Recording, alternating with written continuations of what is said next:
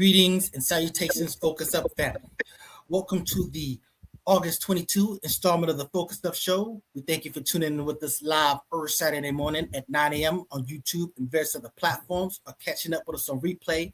And we ask that you click that like, that subscribe, that bell, and share to support and maintain your weekly Focus Up fix. I am Mr. Nice Guy, nice as in the word Saint spelled backwards. And today, my co-hosts are Brother Walk, host of Sex Talk with Walk, Thursday at 9 p.m. and co-host of Street Focus on Sundays at 6. We got Student X, star of Mutant Politics, on Saturdays at 10:30 a.m. We got, and also co-contributor to Objective Deconstructions. We got some echo going on over there. Objective Deconstructions also at the same time. No Mutant Politics or Objective Deconstruction today. We got Mr. Infamous El Pooh, star of Spin That Back on Saturdays at 10:30 a.m. No Spin That Back today. We are missing Brother Afro Agnostics, star of those social media videos and co-star of Objective Deconstruction. And we got the boss man, Mr. Floyd X, co-star of Street Focus on Sundays at 6 p.m. So no First Lady J, no AB, but let's what's going on with you, Brother Walk? I'm out here in the Mojave Desert. You see it. Rattlesnake hunting with some people. Now I just wanted to get a fly little location on my way to somewhere. About to do some fly shit. I can't tell nobody what I'm doing, but I'm out here. I said let me stop by these turbines, these wind turbines out here in Mojave Desert. You see the dead birds? Word to Trump. What is that? Salute to Brother JC. Trump always talks about if you go to the bottom of a turbine, you're going to see a whole bunch of dead birds and stuff like that. So shout out Big Cuz as well. Thank you for tapping in. Not infamous El Pooh. Student Soldier X. How you doing today, sir? My brothers, I'm doing great. How's the family? Chilling. Well, you got some great topics, brothers. I'm excited about it. I'm ready to get to them. Hey, Student X, every time I see you, I feel so unprepared, man. I'm like, I got to get there, brother. You look like you ready for whatever. Salute. Appreciate you, brother. Brother Infamous El Pooh, what's going on with you? Well, I'm just blessed and happy to be here once again, and I'm ready to get it going. So let's go. All right. Boss man. What to do? What up? All right, we ready? Yeah, I'm ready. All right, let's get to the get. First thing up. Hey, El Pooh, I think your background kind of fucked up back there. Your background. You should fix it. God damn. Yeah, gang, nighty gang.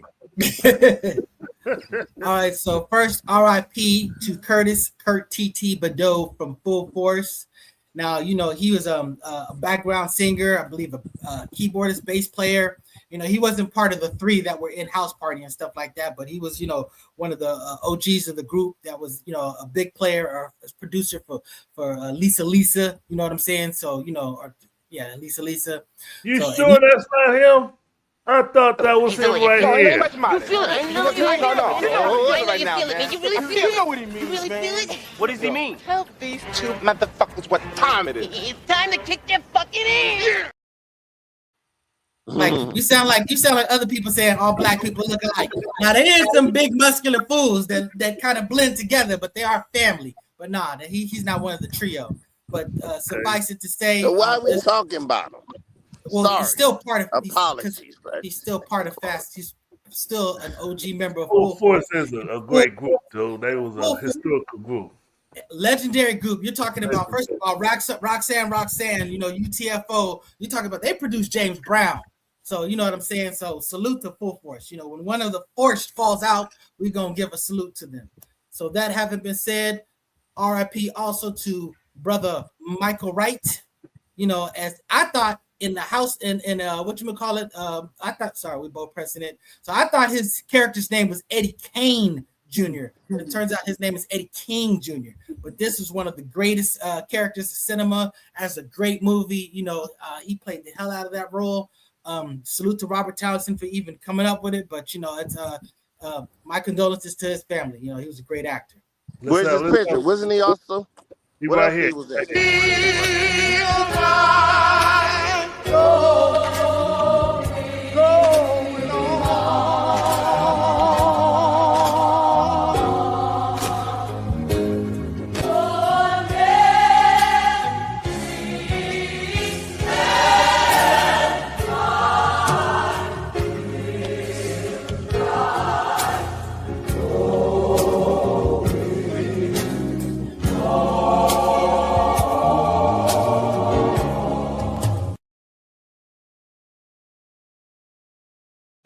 Very appropriate. Very appropriate. Hopefully we don't get flagged for that. Salute to Michael Wright, man. It was a Hey, great salute to him. But hey, real quick, I mean, we read about Full Force real fast. I mean, you know, I don't think a lot of the listeners realize just how considerably more important to hip hop and R&B history, you know, that Full Force is. You know, and so you know that brother, you know, passing, you know, is definitely a tremendous loss, but it gives the opportunity to definitely just reintroduce people to Full Force. So just take a look at them in your leisure and just look at the influence from all the people that they played a role in, from even people like Britney Spears and NSYNC, all the way to Lil Kim and Nicki Minaj to Selena. You know, it's all across the board. So just RIP to, of course, you know, Mr. Wright. And then RIT to, you know, Curt TT.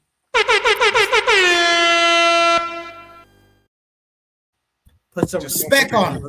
Yeah, one more thing I want to say. And ain't no putting no respect on him. It's like, no, who was he? That's what I'm saying. Y'all didn't even show a picture. If you're gonna do it correctly. You talking about Full Force? We think of the three guys. Okay, now let's get back to Michael Wright. He had that movie. Elpo was about to say something. Elpo was about to speak on it real quick. Let Elpo speak on it. Since we mashing topics. All I wanted to say was it wouldn't be no Lisa without Full Force. So rest in peace. That's up. There you go. All right. So now go ahead. What did you have to say about Michael Wright, Mr. Walk? Michael Wright was also in one of my favorite movies, Sugar Hill. I got the flavor that you savor, neighbor. Yeah. What's Sugar Hill? Was that that's the Sugar movie? Hill. Wesley Snipes. Yeah. This one, right? This is Harlem, motherfucker. The only motherfucking piece they understand up here is 9 motherfucking millimeter. This is the flavor that they savor up here, neighbor. Looking back over the years, I guess I shedded some tears. I told myself time and time again, this time you're gonna win. But another fight and things ain't right. I'm losing again. Boom, boom. Takes a fool to lose twice and start all over again. Think I better let it go. Ouch. Damn, you remind me so much of my homeboy Duke. What's up, Duke? If y'all saw that movie, y'all know what happens when he said, "I think I better let it go." But I didn't want to. Exactly. I was Right. Yeah, that was one of my favorite movies too. Sugar Hill, I love that movie. I was just acting like I didn't know what y'all was talking about. And I want to say, rest in peace to Hayden Panettiere. I had to date that movie and got laid that night too, in Columbus, Ohio. So rest in peace to Hayden. Sidebar. Side note. Rest in peace to Hayden Panettiere. This sister was in Heroes.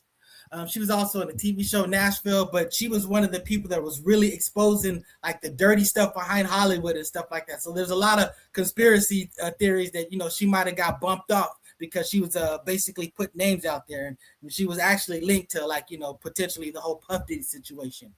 But you know, she ended up so far it seems like it was an overdose, and it seems like she was with a man who was like constantly like domestically abusing her, and that's what caused her to be estranged with her parents. And it's like you see her in 2019, she was talking about, I'm gonna spend my life to making sure that he can't hurt nobody else and all this other stuff. But then she's back with him. So it's a testament to that sort of like that battered woman syndrome, that it's just not so easy just to step away. But, you know, you really need to figure it out, because he seems like a pretty bad influence. So, you know, rest in peace to her. Condolences to her family. Real quick on this is that, you know, first of all, you know, I was a fan, and then, you know, you be killing me with the sister thing, be throwing me up a little bit. You know what I mean? The point is, I like her, right? You know, but people don't know that her career began as an infant. An infant. When I say infant, I'm talking about 8 months. she's been in the game from day one. She had no choice of this at all. Apologize for that. She had no choice of this at all, and the emerging picture it now involves someone who began working essentially as a baby, became a valuable commercial property as a child, and then allegedly given mood-altering pills as a teenager, experienced sexual exploitation, developed serious substance abuse problems, suffered postpartum depression, and then a major women's brand abandoned her, when she publicly acknowledged that depression, and then later experienced domestic violence. My God, Hollywood failed her as well as her own parents, and loved ones. The game is cold-blooded. Let me tell you that. R.I.P. to Hayden.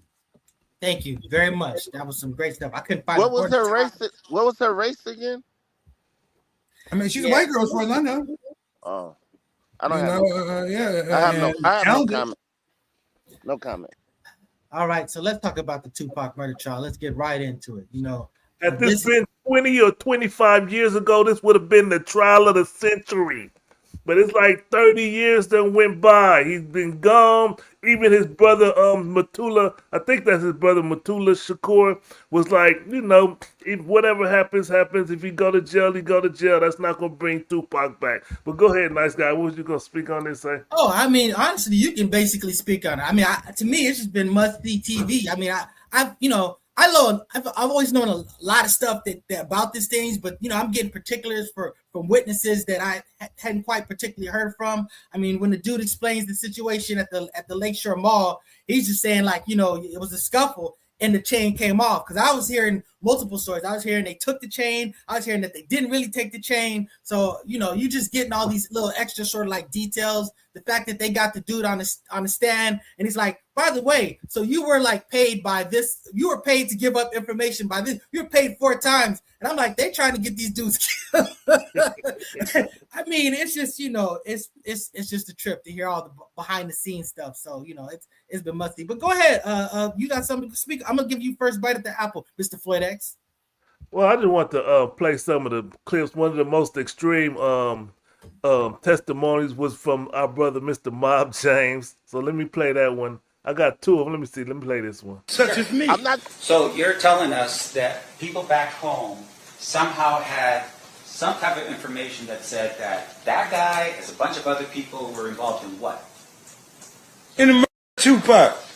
Okay, but my question to you. Stop. Can you focus on me for a second, sir? Yeah, I will. And I apologize. No, answer my question. I'm not answering nothing. That brother said he ain't answering nothing. What you think about that, Mr. Walt? Did you watch the trial? Did you watch any of it? Yeah, I'm watching this clown court bullshit. My James, somebody go sit his old ass down, put a diaper on him. I'm not trying to send you to jail, but I'm gonna send you to jail. Get his old goofy ass, and all this is just a clout chase. He got a podcast as well. And what the fuck you doing up there with a missing tooth, brother? Damn, the dentist is right over there. But now, wait, let's get to this trial. This trial is silly. Watch this. They're interviewing freaking groupies like, yeah, we saw him on the strip. Did anybody see Keefe D shoot this man? Did anybody see Keefe D with a gun? Did anybody see Keefe D in goddamn Las Vegas? Who was talking about that? Yeah, if he gets convicted, this will be overturned in the appellate court because this is a shambles. They're interviewing everybody but who was there. They're going to interview me and Floyd X. Where was y'all at when Tupac died? We was in our apartment listening to the motherfucking Tupac and smoking weed. 1996. Real quick, to your point, I think when you talk about as far as the gun, I think that's probably what they had Reggie Wright up there for. Let's hear his testimony real quick, a clip of his testimony. I got something to say after this. And then that's when I pulled my firearm towards him and begged with him, pleaded with him not to raise the gun. There was some security from the Nation of Islam there. They got in the middle of it, broke us up. The gentleman took off and ran towards the street. in the parking lot. I'm sorry, who ran towards the street? The gentleman with the gun and a couple of the people that was with him took off and ran.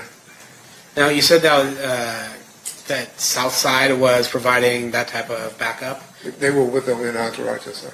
Do you recall whether Dwayne Davis was one of those people? I believe he was. I know he was with them, but like I said, I don't believe he was the one with the gun.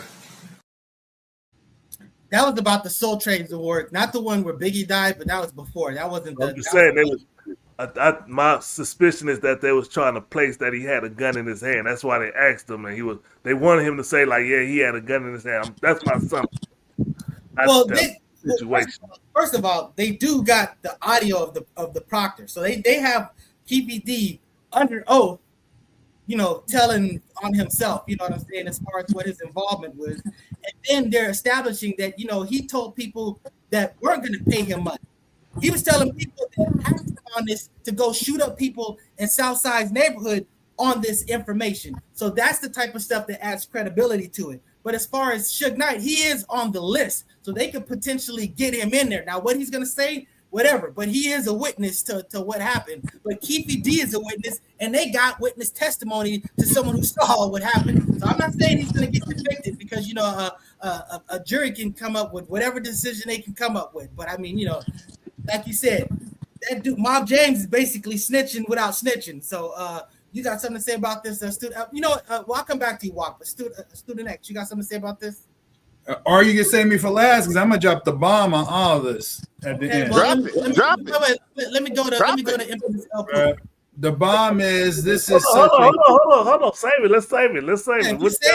Yeah, Infamous LP. What you got to say about this? Shit, I'm waiting for the bomb to drop. He done got everybody worked up. All right, wait. Walk. You got something to say before he drops the bomb, bro?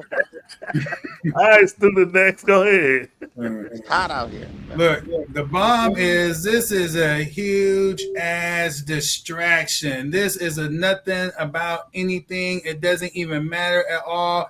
Look, everyone knows. I thought everyone knew that. Especially in New York and around this time, there was a rap COINTELPRO where these artists, especially Tupac and Notorious B.I.G., were subject to around-the-clock government law enforcement surveillance. Around this whole period, they had extensive surveillance. They knew all the people surrounding them at all times. There was alleged infiltration. That was done to the people who are around. All the hip hop organizations. Including Death Row, including Goody Mob, and the whole situation going back to your boy that's in jail right now. He was involved in this. They had the hip hop police that was set up that had maintained a specialized intelligence directed just straight to the hip hop artists in the industry. Again, this was around the clock, and there was a direct intervention and interaction with these organizations. It was law enforcement, in these various entities that did the orchestrate the whole assassination of both artists. They pitted West Coast versus East Coast. You remember at the time, they created this atmosphere to where at any time these artists, could be off. It was going to be sold up to just, street violence at the end of the day. Where in the meantime, two of the most influential, people in the Black community at that time, and maybe even the world were just taking out the planet in a blink of an eye at the height of their career. So again, this is a nothing to do about nothing. This is a distraction. If you really want to get to the truth, then you had to get to, the surveillance tapes, that these various agencies had on these two artists. And then you're going to get to the real truth and understand what happened. This was not just some street beef and feud and some random killing. This was a hit. Damn. Oh, thank you for your testimony, Mr. Student X. You can step down from the stand now. Thank you. I don't buy none of that. I think it's way simpler than that. Yeah, bottom line is, go ahead, Walk. No, I was about to say, Student X, where was you when Biggie got? Because they could have you up there. Was you listening to music or was you been on your militant shit? Because it still has nothing to do with the court, with the murder. The people they got up there have nothing to do with the murder. Some of the people was not even in Las Vegas. They understand what the fuck going on. Right. Hey, salute to La Brea Trucker for watching the show. Wait. Was Keefy D involved in the murder? No. Involved in the murder? No. You should have to show proof that he was even in Las Vegas. That's a lie because in the meeting he said what's the lie? Wait. This is what I want to say. You went to hearsay bullshit. Watch this. Watch this. They got Reggie Wright up there. Keefy D spent the week with his wife in Vegas. That's what Reggie Wright got a gripe about.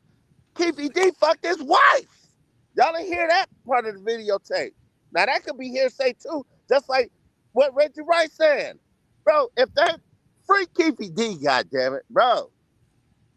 So just a recap of what happened. So they were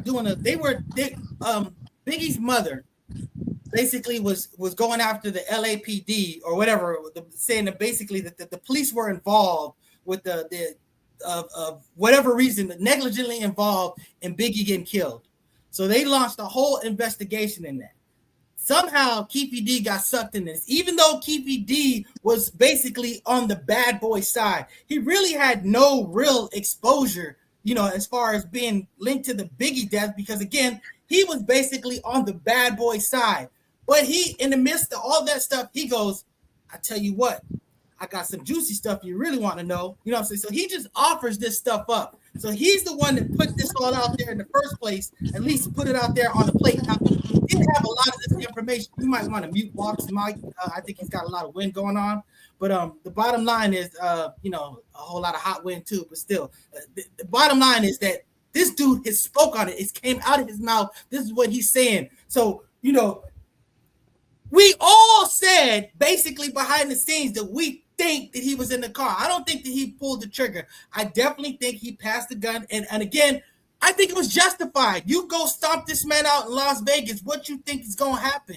All of this stuff was justified. It's terrible that what happened to Tupac. It's terrible what happened to all of these people. But even with Puffy, if Puffy was kicking around, throwing around, paying money for Tupac to die, to me, it was justified because they literally took one of his peoples, made him drink pee, all of this stuff just to get where his parents lived. They were talking about killing Puffy's parents. This was some real war type situation going on. Allegedly. Terribly. That's what they're saying. And if that's the case, it's justified. All right. Yeah. That was just a what if. You said all that to say. That's what they said. That's what they said. That's what they said. That's what they said. We saw you saw him on. It's not a what if that Orlando Anderson got jumped on the what you call it in Vegas. Was that what if? Was that what if that Orlando Anderson got jumped? Stop asking stupid ass questions, my nigga. That's a stupid question. It's not. It was a stupid thing for you to say. This is the information that's out there. The bottom line is, if all of this stuff. Thank you, Captain. So yeah, thank you. I'm the Lord. Charlie Curt trial more interested in this. Thank you, Lord. Thank you, Lord. You just frozen that.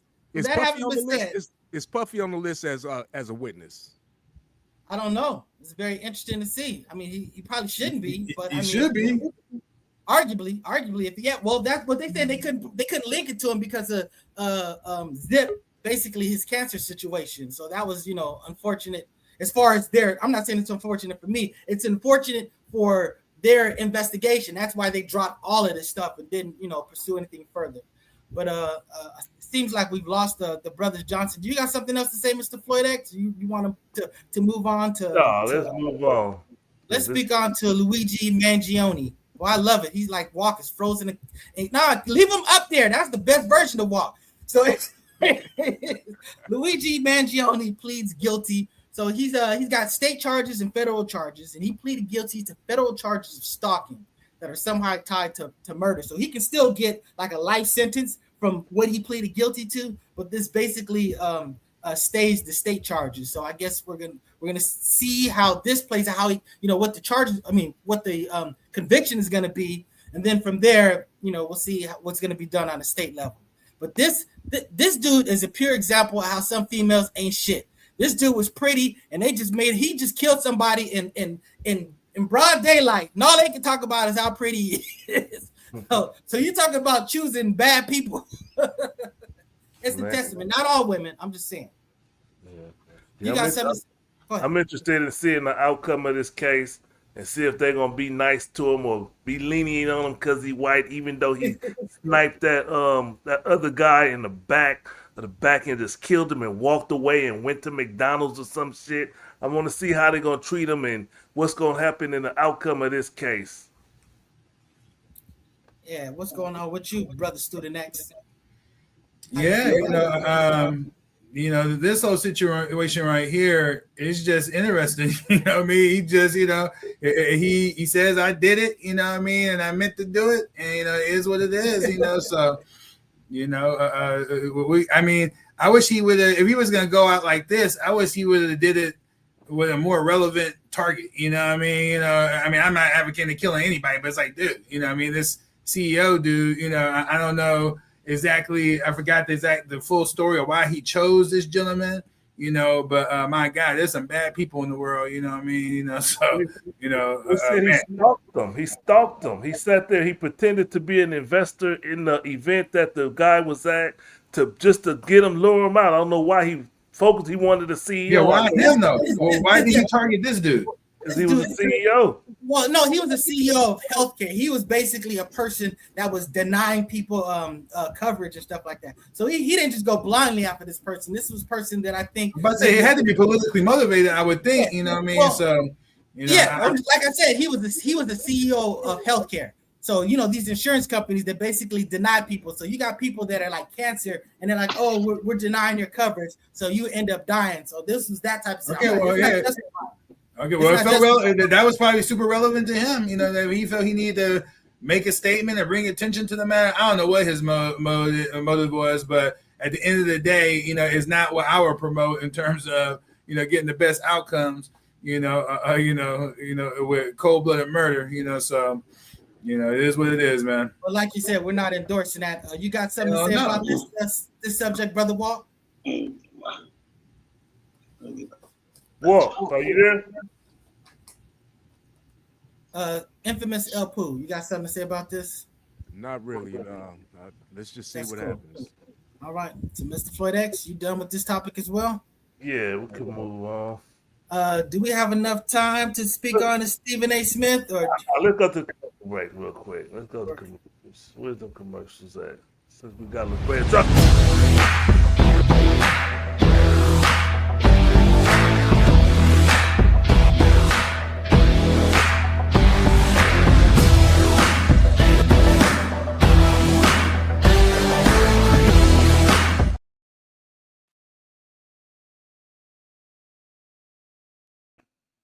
East Coast to West Coast, West Coast to East Coast, North to South, South to North. You want something delivered? Holla at La Brea Trucking. Y'all didn't see the number at the end, but if you go to the older video, the number's there. I wish I had the number. I'm going to post the number. But call that brother La Brea Trucking if you need something delivered. Put it in the comments. Put it in the comments, La Brea Trucking. There you go. Put it in the comments, La Brea Trucking.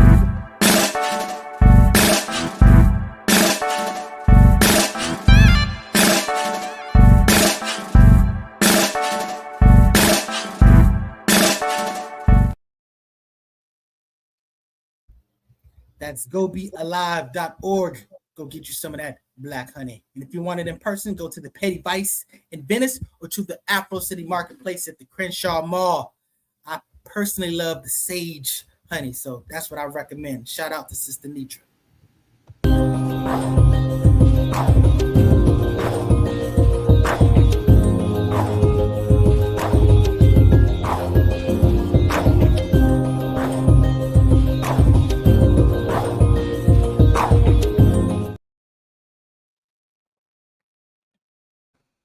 Score Bar and Lounge.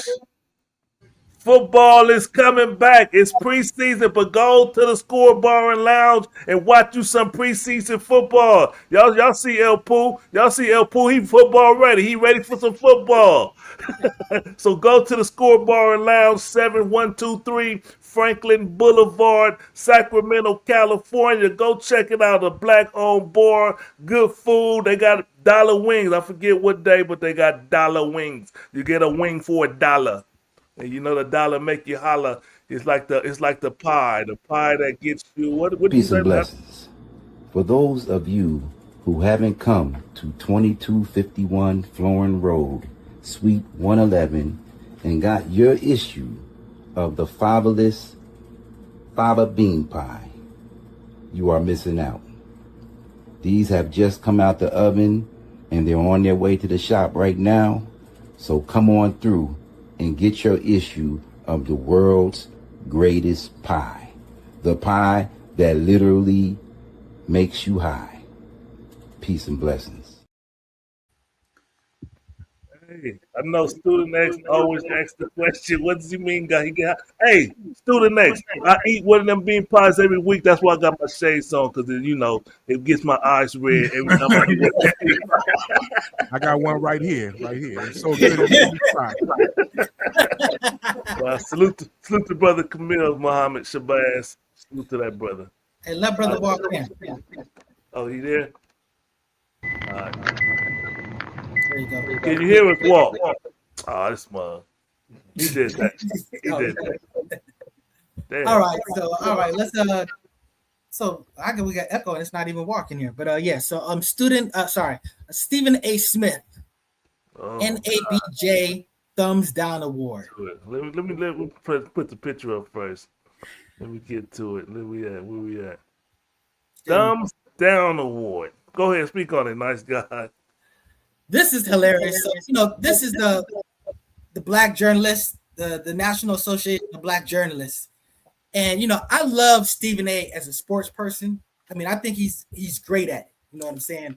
But once he get into the politics, I think he's just tremendously uninformed and absolutely very insensitive to Black interests.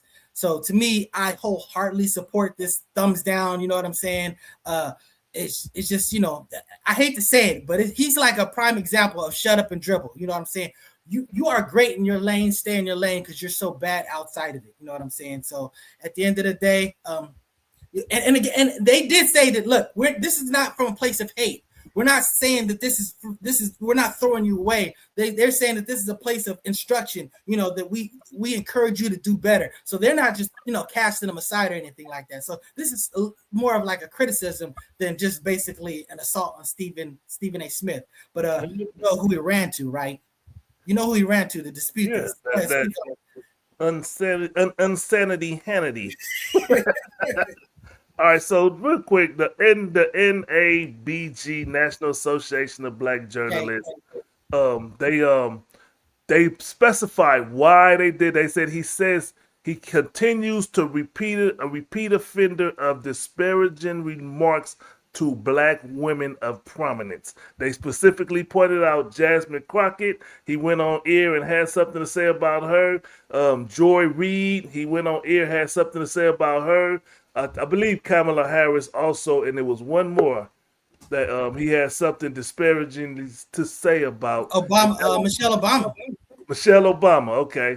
So he went on air, and I have my personal issues with Stephen A. Smith. I do think he's a coon, but I do not think that they should have given him a thumbs down award. I understand the contradiction in that statement, but he is a coon to me. But they should not have done that to Stephen A. Smith because I believe that he's a respected journalist and he should be given that honor and respect because what he has done to the industry of journalism. Because he ain't talking about Black men. But what you got to say about this, brother Walk? You there? Walk, can you hear us? All right, let's go to student next. I'm here. Oh yeah, go ahead, Walk. Oh, he's playing. Nah, I'm fucking.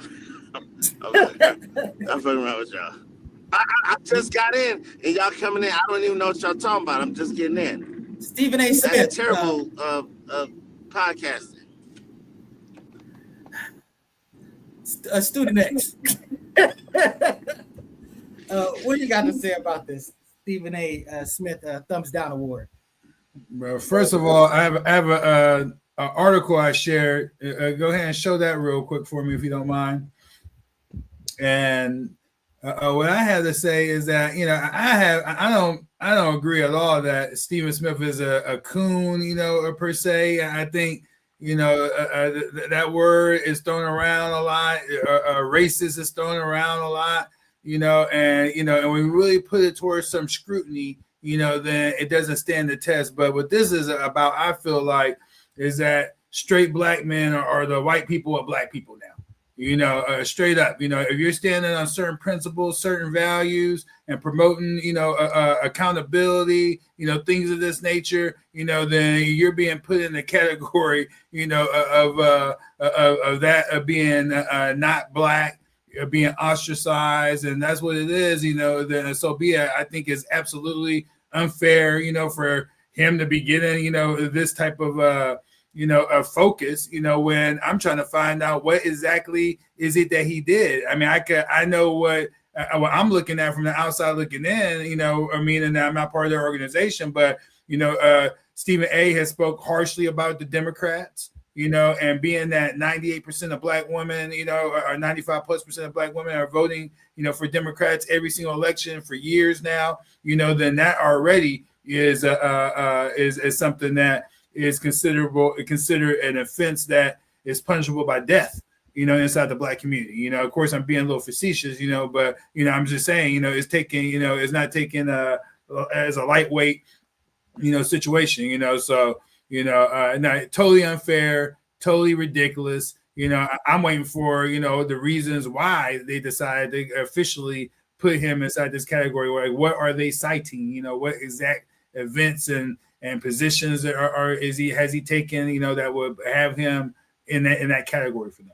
Well, I'm not their lawyer. I'm sorry, real quick. I'm not their lawyer, but I know that they said, as far as Jasmine Crockett goes, he criticized Jasmine Crockett about how she speaks when she's in the Senate, but then they say that he has nothing to say about Trump. Every interview, every time he talks, he says some disrespectful shit, and Stephen A. Smith had nothing to say about it. But for Jasmine Crockett, he gonna give her all the smoke. You don't all that talk, get something done. Telling her to get something done. That was disrespectful. And then secondly, with Joy Reid, he tried to, when she got fired from MSNBC or turned off the air, it's just your ratings. When in fact, according to the records, according to what she pulled up, the receipt she pulled, her ratings was higher than his. So she had good ratings for her time slot. They just felt it's time to move on and push away from the Democrat in the sense of Trump is back in power or whatever, and they moved on. The same way they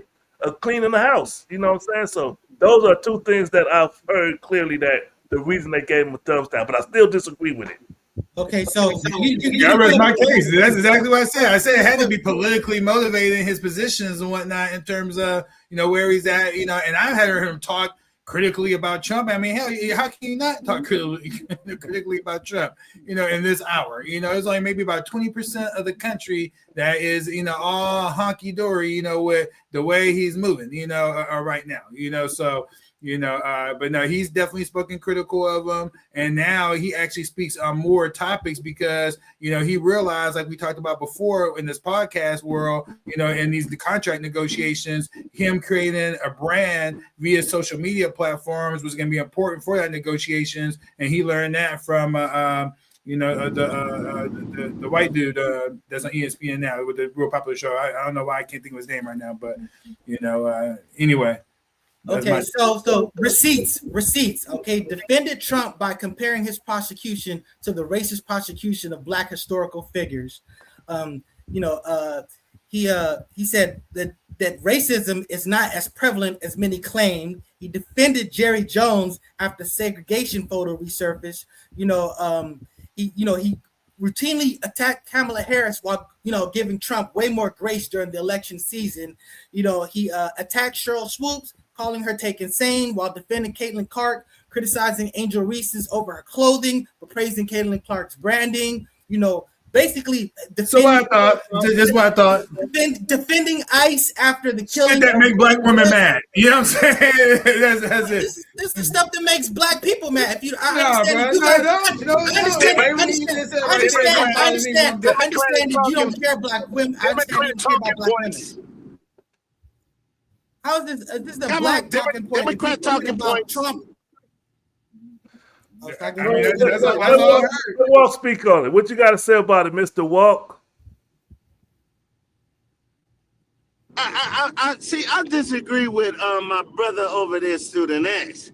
Come on now, Stephen A. Smith been on the fine line of the coon train. See, he contorts. He contorts when to get comfortable for the scene. He scratch when it don't itch. He laugh when it ain't funny, and he dance when he don't like the music, bro. He been doing that his whole fucking career since he been in the limelight. Because I used to listen to Stephen A. Smith in 2012 when he was just on the radio, and I was like, this brother speaks very well. He's well documented on his coon shit. But a lot of shit that my brother Nice Guy just said is just really Democratic talking points, man. Stephen A. been walking the fine line on the coon train, bro. And then he tried to come back to the black side where the real niggas at. It just don't work. That's why I don't really fuck with him at all. Leave it at that. Infamous Pooh, you got something to say about this? Yeah, personally, I believe that everybody has an opinion, and opinions are like a-holes. Everybody has one, so I respect the man's opinion. I mean, it just is what it is. But he is a coon, and that's just what it is. But giving him a thumbs down award, don't mean anything. So it's irrelevant to me. We did a whole podcast and put him on the cover with Jason Wood. Yeah, Cool Wars. You know what I'm saying? You guys are upset with the thumbs down, but you okay just throwing out let's talk about Young Thung. Let's just talk about Young Thung. Go ahead, you set the table on this. You just go move on from me. Okay.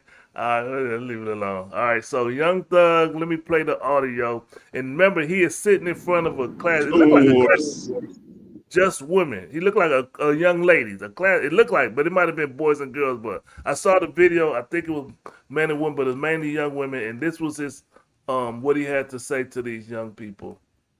Where's the video at? This is just an audio of it, but this is what he had to say.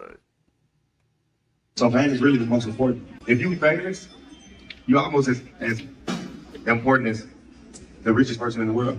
You got to keep up with it. You got to always make sure it leads to the right, leads you to the right room. You got to know how to move. You got to move totally different. So many things people don't know about fame. That's like very important. You got to know how to move. You got to know how to be, because you end up in like situations. I've ended up in. So his statement was basically saying that the most important thing to do is be famous. Now, does anybody on this panel agree with that statement? Or would they tell young people to be famous? That's the most important thing to do. Definition of a sellout. It sounds terrible, isolated. But, if you are doing good things and famous, then it's great. It's, if you're spreading your brand, if you're doing positive, it's one of the best things you could do is to let everybody know who you are and what you're about. You know what I'm saying? So the problem, just leaving it at famous and money and stuff like that. I mean, that's just some like kind of dumb capitalist type stuff. You know what I'm saying? And not that all capitalist things are wrong, but I'm just saying that, look, the most important thing is to put your shit together. You said it. Nah. You said it, nice guy. Nah. Wait. I'm fucking with you, nice guy, on that one. Listen, why are we listening to Young Thug? He drinks syrup and lean. Because they put him in front of children to talk. Wait, let me. Can I fucking finish? Listen, he's a fucking idiot. Young Thug is no one to even. Who brung him there in front of children? To say something. No, sorry. Keep going. We hear you, Walt. Did I get a horn? That wasn't a horn. He should get a horn. He should get a horn. Yeah.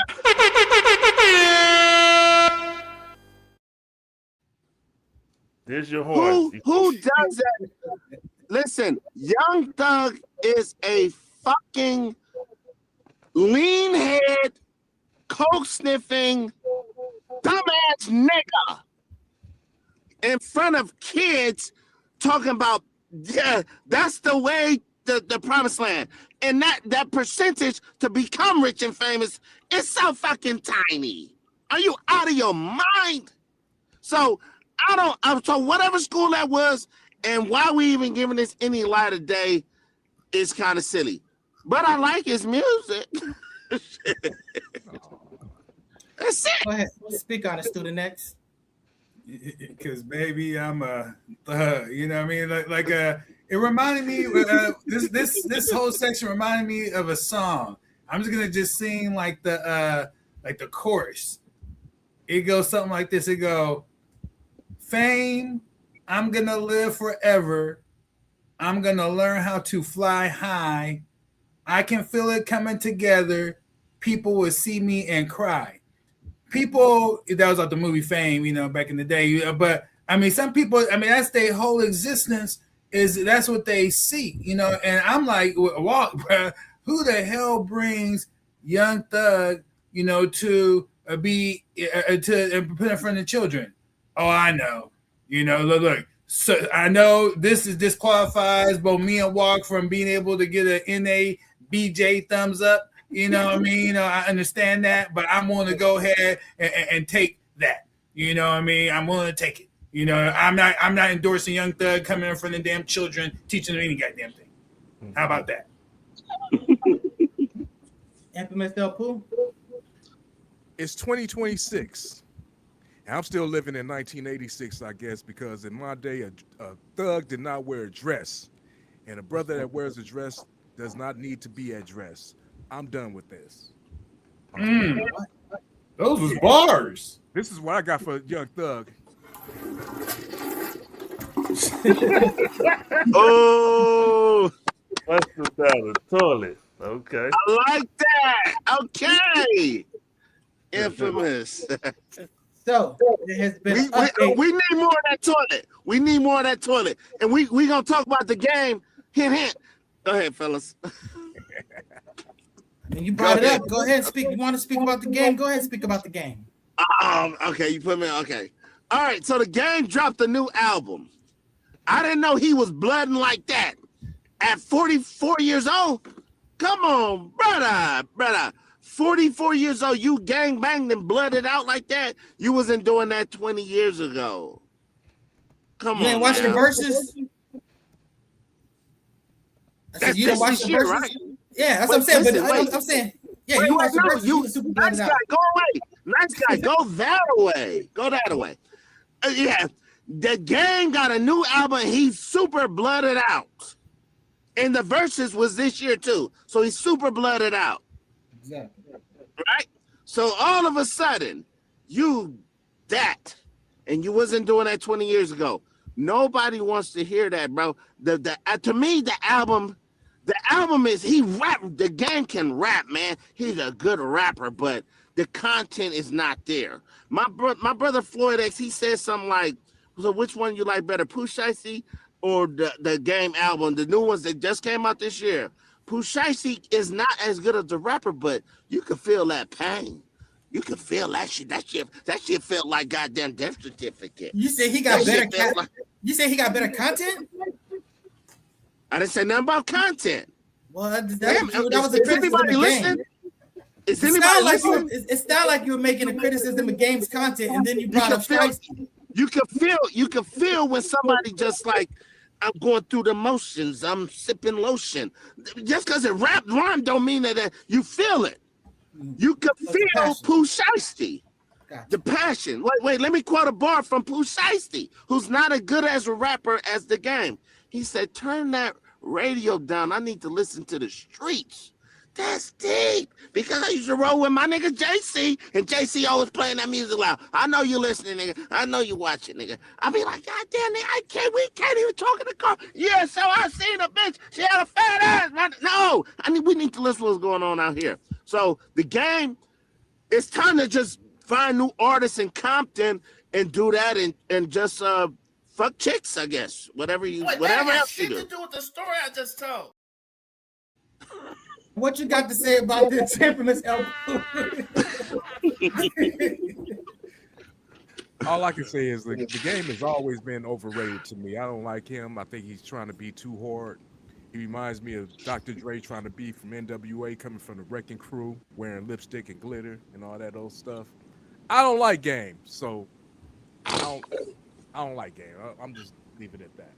You know, one thing about the Game is I feel like he's like the Gooch of hip hop. You know what I'm saying? Like, you know, he's on record beating up a lot of people. So I mean, for that crowd, you know what I'm saying? He's definitely what's the basketball player that everybody's afraid of? The dude from the Knicks that got banned, Oakley. You know what I'm saying? So yeah, I mean, the bottom line is, you know, if that's what he believes, that's what the fact that he's even more deep into it. I mean, whatever. That's not for me. That's not my culture to speak on. But at the end of the day, I do have respect for the game. So I ain't shitting on him. That's all I'm saying.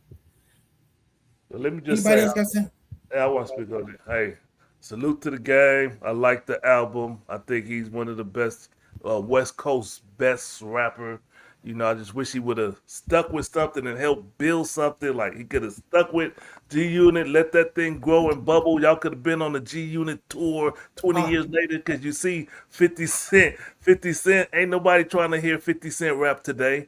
But the Game still got something to say. I know Jaywalk say he old and he out of there, but I still like the Game. He got at least 3 songs on there that I know that I really like. That's some bangers, in my opinion. Give me a bar. Give me a bar. Give me a bar. It just came out yesterday. I just listened to it. It just came out. So salute to the Game on this album. I love it. Documentary 3. It's a good album. It got some good songs. I ain't gonna say it's good. Wait, hold on. One more thing. And he's still on that Dr. Dre don't fuck with you. Hint, nigga. Remember the documentary too? You mentioning Dr. Dre and all this shit. Bro, when was the last time you did a song with Dr. Dre? Oh, that's fucked up. That's it. Doc. Exactly. So you got something to say about this before Student X, before we pivot on to the next one? Because I know you got something to say about the next one. I'll take that as a no. So let's go ahead and flip it to Karmelo Anthony and Austin Metcalf. There's been a little bit of an update. First of all, the judge has been removed. He recused himself. And we know that there was a deal made to not disclose some information about both parties, that both of them would seem kind of defamatory. One about Karmelo Anthony stalking his girlfriend, you know, a picture of a knife, talking about he gonna stab somebody and lick the blade. Then you got Austin Metcalf with the violence and hating niggers and graffiti and stuff like that. So there's more stuff coming up. You know, it doesn't probably really change the facts of what's going on, but we'll see how it gets processed. I like to start with Student X first because he loves to jump on Karmelo Anthony. Go ahead, what you got to say, bro?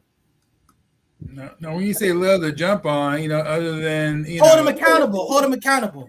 Well, no, I look, anybody, you know, who does a wrong, especially, you know, murder someone in cold blood, you know, then absolutely they should be held accountable. And that's what Karmelo did. This doesn't change anything. The basically what happened was this gentleman's quote unquote agreement, you know, was something that both parties agreed to, but the fact that it was a so-called gentleman's agreement already told you that whoever didn't have things go their way, they were going to fall back, you know, on trying to get all the information from both sides admitted, because you already lost, you got nothing to lose, you know, and that's what's happening right here. Is that, you know, he's already lost, been sentenced to go to jail, and so now, hell, let's see if the racist behavior and graffiti, aggressive violent conduct from Metcalf, you know, his history, you know, will override the ex-girlfriend, the disturbing messages, and the potentially violent behavior, you know, that was, you know, allegedly in his history.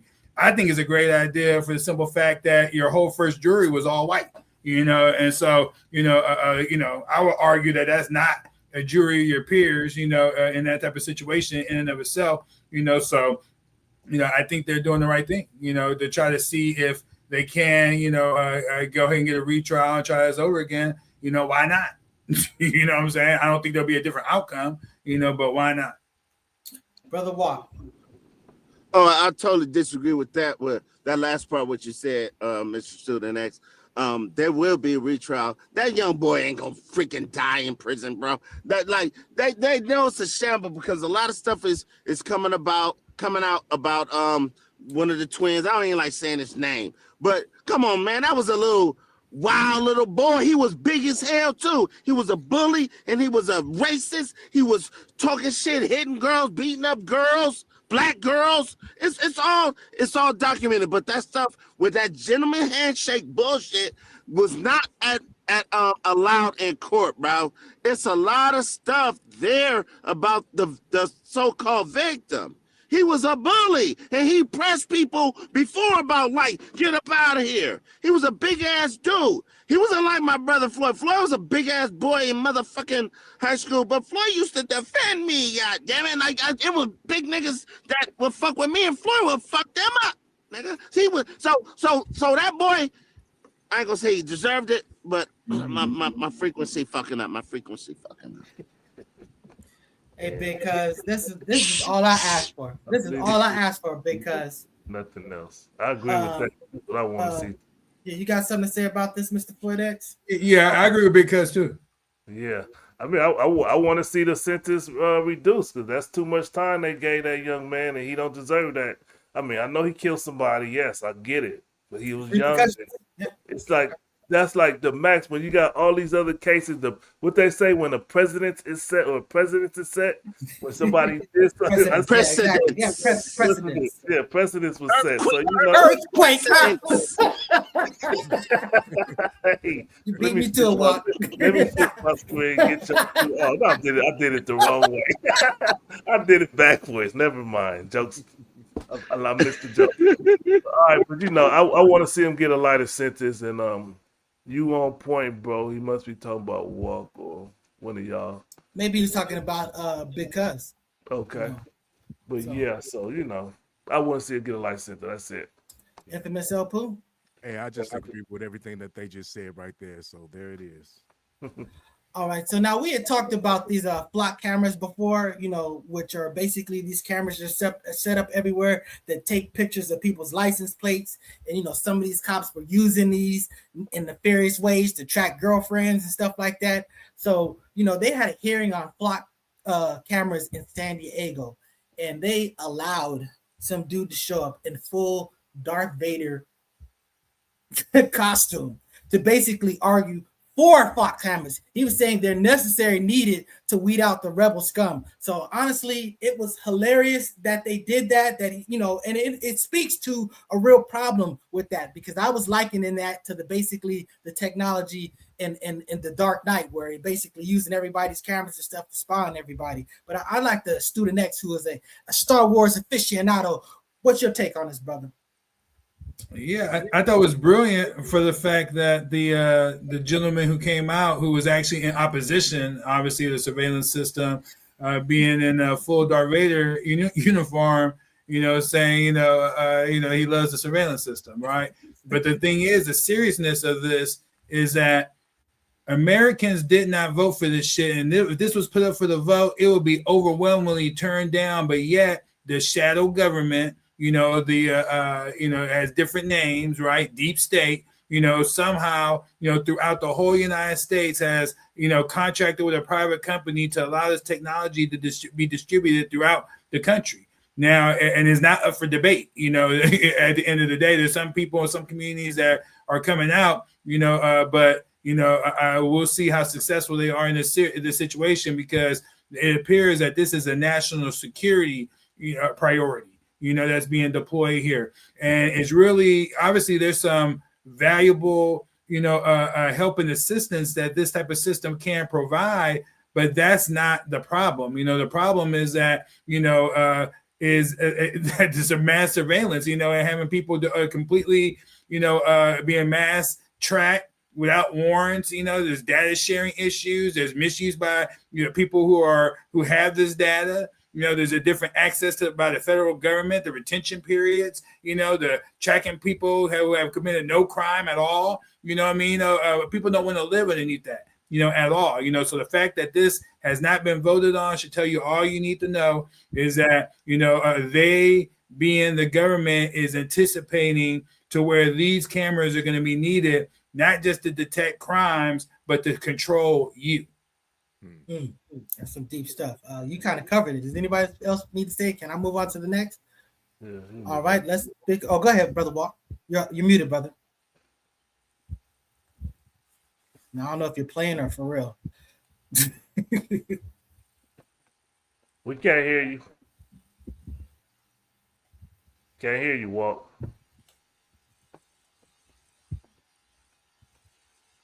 He talking about, but ain't saying nothing. Soon the robots will take over the streets. Lockdown will follow. Straight and swerving. Something to be said about that. Sorry about the technical difficulties, Brother Walk. But let's go ahead and speak on. Okay, so these are sort of like topics that we hit on before with the whole Dr. Fauci situation. Well, it turns out one of his senior advisors pleads guilty for doing a whole bunch of shady stuff. He was basically saying, "Well, I don't want this to be part of the Free Information." Whatever acts, so they basically Freedom of Information Act. So we're, this information on the that I want to keep on a download. I'll use your his individual emails and stuff like that. So which Fauci has definitely said was the wrong thing for that person to do.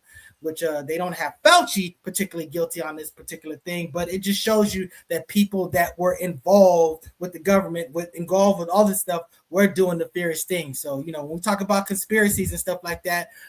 Conspiracies do actually happen. And clearly this dude and people like him conspired to withhold some information. Student X, I know you're chomping at the bit, brother. You have it. I wouldn't say chomping at the bits, but, this is, it's not like the nail in the coffin, but it's something that, many of us know.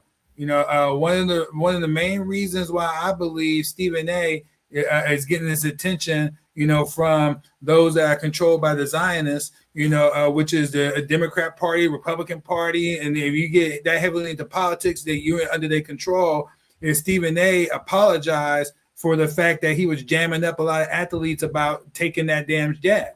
And now as more evidence has been coming out, someone who advocated taking the jab and was, to me, the biggest cooning he ever did was around this whole vaccination situation. That was the most cooning he ever did. And the fact that he backed up and apologized, he was pro-vaccine left and right, and was telling people they were stupid and dumb for not taking it. He was on one.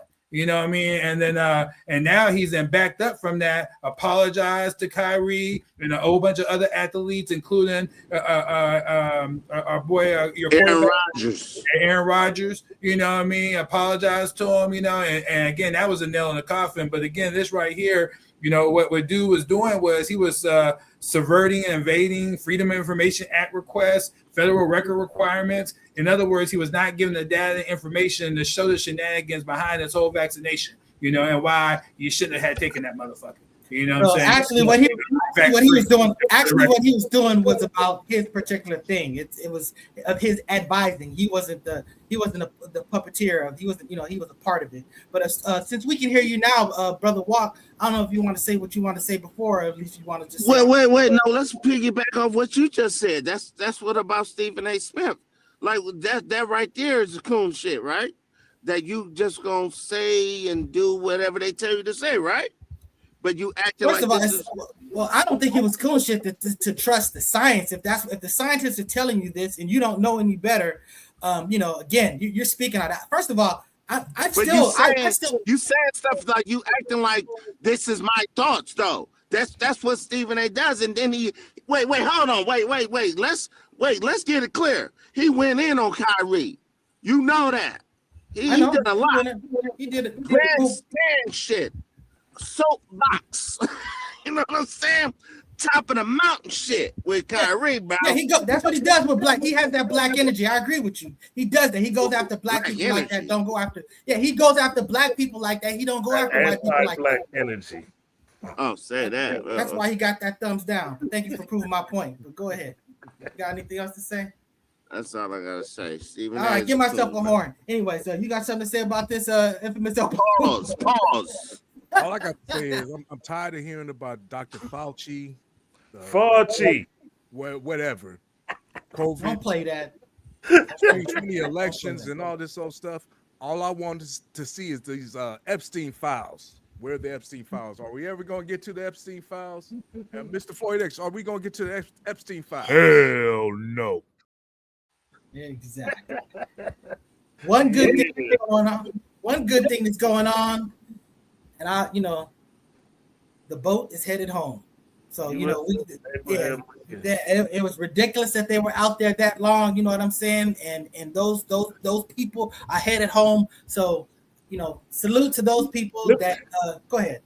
Salute to my fellow sailors, man. I wanted to speak on this last week, but I was under the weather last week. But I really appreciate the sailors out there, and I was disheartened by people who were saying, "Oh, they had this dude with no legs who was injured in war come on the air and disrespect these sailors, talking about you know what's hard not having legs." Some shit he said, it pissed me off. He was sitting there trying to clown these sailors. Some sailors been out to sea for 200 and something days, 250 and something days, and you disrespect them like they crying like a bunch of little girls. Come on, man, you stuck on a boat, and because Donald Trump is scared to admit that he's losing this war and they can't get supply, the supply chain is broken because Iran broke that motherfucker. They moved you back, and so they're going into where they normally pull in the port to get supplies. They can't get it because it's gone. The base is gone. But nobody want to talk about that. They want to make it like the sailors are a bunch of crybabies when they sitting there missing their families almost a whole year away from they. Probably somebody had some brand new born babies while they was away, and they want to see their baby. They tired of being on the ship with a bunch of workers and bunch of people just every day jumping on the ships and jumping on planes or jumping to other boats trying to regulate shit. They get tired of that shit. Then you getting that shitty ass food because they can't get real food. They said one person was getting like a bowl of rice and a slab of meat or some crazy shit, rationing it out. And you can't say, oh yeah, it's wartime. If Donald Trump said it ain't no war, you dumbass. So it ain't no war. If they're not in a wartime. It's really a war, but he acting like it's not. So stop trying to make it like these sailors are some bunch of whinies. Salute to the U.S. Navy and the sailors. Salute to y'all forever, man. Fuck with these fools. Brother Walk, our fellow Navy person, speak on. I don't really disagree with nothing that Floyd just said. I mean, that's ridiculous. Them out there that long, you know what I'm saying? With the military that we have, that should not be. But yeah, that's crazy. And but I'm gonna say this. I'm switching reels like Big Cuz says. We switching gears real fast. One time, me, Floyd X, and Big Cuz, we was on a cruise, and we was looking at that water, and we was like, how long could you survive if you jumped over right the fuck now? See, all three of us was in the Navy, so we know we could jump over and land correctly. You know what I'm saying? Then, how long can you survive in this water? Because that ship ain't turning back. You got to wait for help. I said myself, I think I get like 10 to 12 hours. Depends on hypothermia and that and stuff. So basically what I'm saying is, teach your kids how to swim. That's cool. God damn it!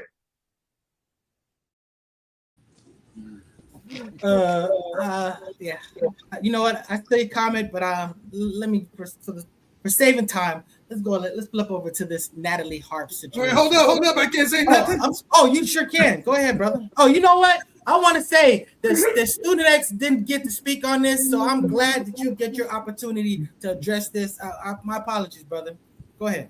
No, like I reviewed the notes, from I didn't watch the show, but I put the transcript, through the notes and I studied everything, and Brother Floyd and Brother Walk, and I held it down, and then I saw some of those weak ass arguments that Afro was making on the show. You know what I mean? It's like, look, y'all, this right here, is real. It was something that was not made up.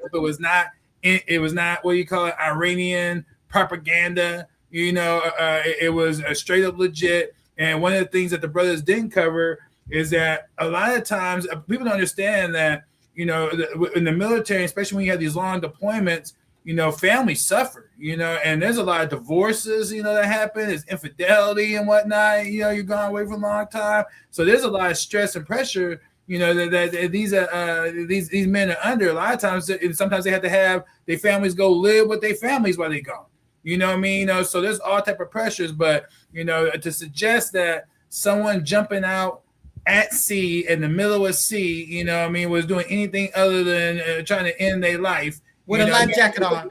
They wasn't taking the backstroke, you know, because, you know, like the brothers say, you know, when you jump in that ocean, depending on the ocean you jumping into, you know, the temperatures, I mean, bro, you may not be able to survive that long. You know, of course, there's wildlife that's out there, and not knowing how to swim, you know, is something that, you know, that, you know how to swim, you're really in trouble. You see what I'm saying? So, no, this thing speaks more to, I would say, the administration's, man, just terrible job that they're doing across the board and managing this. I mean, it's crazy because if I had to do the election all over again, this is breaking news, right? We had to do the election all over again. I would actually vote for Trump. I mean, seeing all the damn damage he's doing, you know what I mean, to what I'm saying, empire. Because if you look at the position right now, the United States abroad to the world, man, the last thing we should be considering is trying to drop a nuke on anybody and using nuclear weapons, because the world already hate America. Something fierce right now, you know, and they're blaming this whole situation, and it's going to get a whole lot worse on this Trump administration. And the truth of the matter is, it was going to happen like this regardless who was in office. You know, I don't understand why you guys can understand that the fall of America was already happening. It was just who was going to manage that fall. And I didn't want to have a black face at all associated with that, you know, because I understand that whoever they put in front of us is black now. Yeah, ultimately not in control. Again, I know I'm not going to get any rewards from the NJBD or whatever they call themselves. You know, I understand that. I might get 4 thumbs down for my takes, you know, but the bottom line is that, you know, this situation is some serious mismanagement. And then his comments, you know, Trump's comments after, I mean, he's literally, you know, right now, we have never been in a higher potential of nuclear exchange between nations, you know, whether it be America and Russia or Iran and Israel, you know, whatever it might be. But right now, you know, the nuclear weapons seem imminent that they're going to be deployed and used at some point in the near future, maybe by the United States, because, you know, Trump doesn't have any answers. And this cat, he's the ultimate authority on whether they get used or not. You know, there's people that oppose it, you know, but this thing is turned into something bigger than just merely, you know, our sailors being mistreated. You know, this is showing mismanagement across every sector. You know, the economy, you know, both here and abroad. You know, there's some serious headwinds coming. I hope. Shout out to Japan. I hope they could find their way out of the water. They too much in the bed with America, and they drowning right now because they tied into America so much. Man. Infamous El Poo. Well, of course, there's a whole lot of mismanagement going on when you're taking orders from your enemy, like Putin. Ooh. So this is what happens. And I don't think America will be falling. My mic is low? Oh, well, I don't think America would be falling as fast as it is right now if we wasn't under the leadership of Trump right now and his whole staff and everything. But yeah, I mean, America is on the brink and it's falling off, and Trump is just pushing his way away. He's managing it just like he manages his casinos, pushing us right into bankruptcy. And you know what? Iran said, you know what? We ain't worried about you. You know what I'm saying? Because we know what you're doing to your country, so we're not worried about what you're going to do to us. Exactly. Right. It's like, what's the point of us doing something? You're on self-destruct. So exactly, yeah. So let's speak on this Natalie Hart situation. You had some hilarious little posts on there, Mr. Infamous El Poo. Suffice it to say, this is one of Trump's aide, a very loving aide, very committed aide. I mean, this person is blindly loyal to the extent that even her brother is saying that she has an unhealthy infatuation with Trump. I mean, I don't necessarily have a problem with you surrounding yourself people that work towards your agenda. But when we say that, you know, he puts yes men around him this is something different. This is a whole nother level of yes. So she just basically is almost sucking on the teat of the religion of Trump. And there's some letters that got out there that are definitely very creepy. But I will say this, in reading the second letter, one thing that she mentions is that, she lost her father, and that, now that Trump, I really didn't feel it was creepy in the sense of like trying to hook up with Trump, but really like a more father figure vibe. So I want to give her that little slither of credit, you know what I'm saying? That a lot of people put it out there like she's just being some like creepy person trying to hook up with the old man. But I really think that she just, she lost her father, and Trump is like a really good father surrogate to her, and kind of that's where that connection is. So, that's all I got to say about that. Infamous Elpu, what you got to say about this? I wish we had. Well, we do have a picture. I think he likes her because she looks just like his daughter. Who, man? This is inappropriate. If it was on the Democrat side, the Republicans and everybody else would be having a big old uproar about this. It's a national security threat, and it looks terrible. You know what I'm saying? And where's the first lady? I mean, I know she came out and said something a couple of days ago or something like that, but holding hands.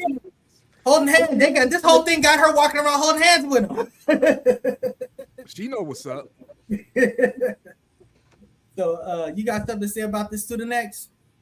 Yeah, for sure. Don't let the salacious angle, bury the real question, which is, how does someone reportedly operating this close to the president and serving as like an information gatekeeper was working so long without a normal security clearance? Yep. Wow. You know what I mean? I mean, that's crazy in and of itself. And so what this looks like to me is she's a honeypot. Is she Jewish? I just had a question. I just had a curiosity. Is she Israeli? Any Israeli connection? Or Israeli Jew? I don't know. You know what I mean? But Lewinsky, we know what she was. We know what her role was. You see what I'm saying? But this is extremely weird. And the fact that these letters got out and everything. This is it doesn't shock me. You know what I mean? And we are talking about who I believe is a pedophile.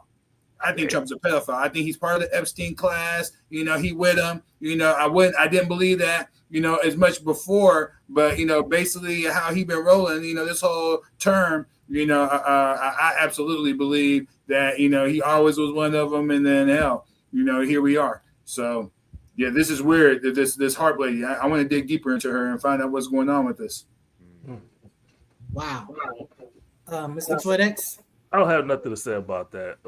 Let me take a minute to recognize and honor Black excellence. We haven't done this in a while, but I was just doing my research this morning. I came across our sister Angel Reese, first to make history in the WNBA player ever with 20 plus points, 10 rebounds, and 8 assists. So salute to that sister making history in the WNBA. Without a miss. Salute to her. All right. Now let's just jump to the Earn Your Leisure, man. Let me talk about these brothers. Go ahead. All right. So look, Bilal Rashad, Ian Dunlap, and Troy, I forget your last name. What a great show y'all had, and I really enjoyed it. I learned a lot. I made some money following y'all recommendations and paying attention to what was going on in the stock market. I really appreciated y'all, and I felt like, man, this is some good stuff for Black people.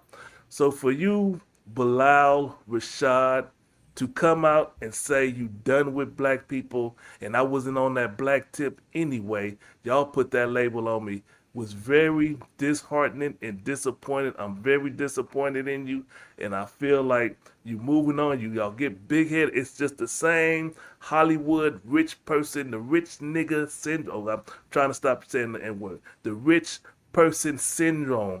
You jump, and then the people that you built on their back, you act like you don't need them, or forget them. They begging, they want free tickets to come to our 30,000 people came to your Invest Fest, a great thing. I wanted to go. I was about to spend $5,000 one year to go. I said, I want the premium package. I want to go ride this ship.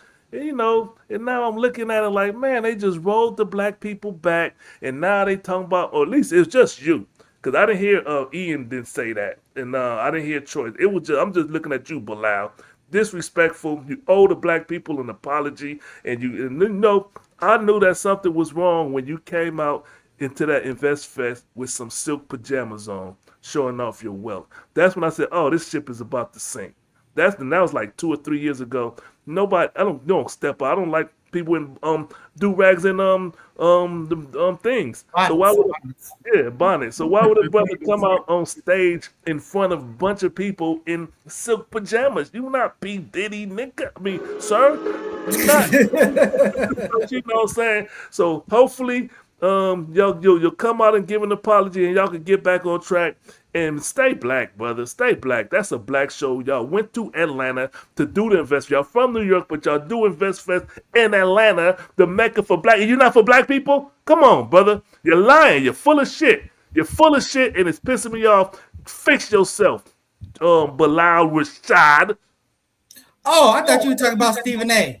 But anyway, so you got something to say about this Student X?